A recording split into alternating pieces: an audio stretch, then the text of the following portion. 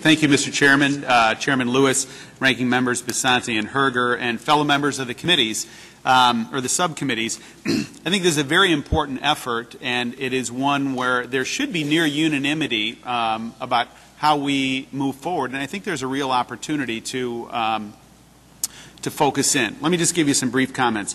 As you know, HIPAA defined healthcare fraud as any scheme to obtain payment by means of misrepresentation from any healthcare benefit program. And fraud plagues both private and public program, but Medicare is especially vulnerable to fraudsters ranging from petty thieves to organized criminals.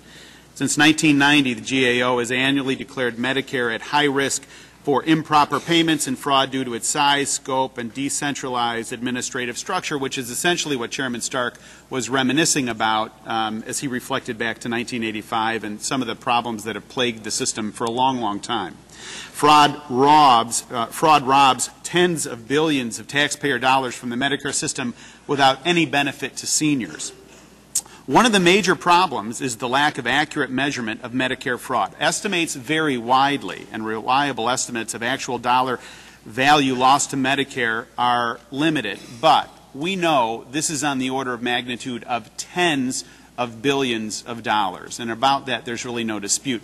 There's been a whole host of exposés and media reports and television programs, and we've all seen these and become quite familiar with them. And they really range everything from fake patients to doctors that are manipulating the system or purported doctors that are manipulating the system that aren't real physicians, fly-by-night storefront operations, and the rest. The FBI estimates that healthcare fraud accounts for up to 10% of total healthcare spending, which is a staggering sum.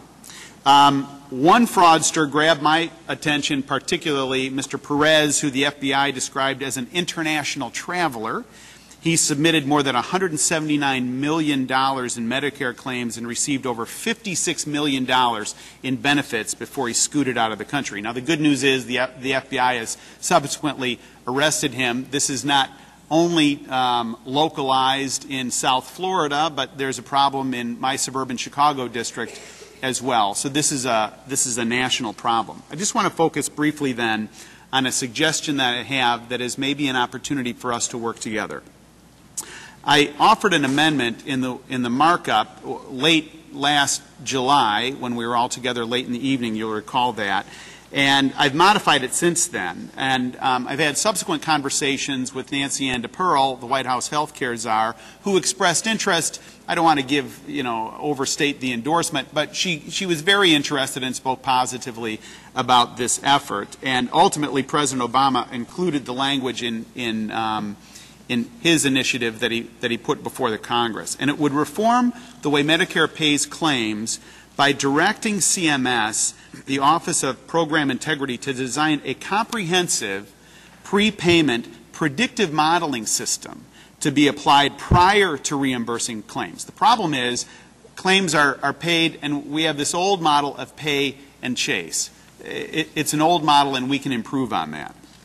This would prevent improper payments from being made at the front end. Strengthening these claims at the front end would reduce suspect claims from being reimbursed. And CMS currently uses a limited application of prepayment screening, editing, and selective review of claims, but there's a greater opportunity that is available to us. Look at what the credit card companies and the financial services companies figured out. This predictive modeling, in other words, evaluating and determining what is likely to be true, what is likely to be accurate. On a personal note, my wife and I were traveling overseas. I was pickpocketed. Within minutes, my credit card company figured out that Peter Roskam was not purchasing $10,000 worth of stereo equipment on the streets of Budapest. They shut it off in the twinkling of an eye.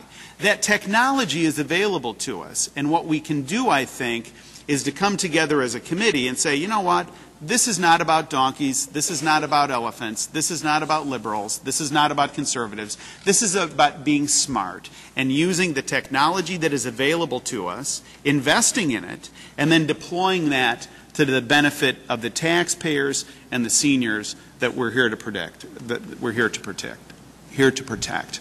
Thank you, Mr. Chairman.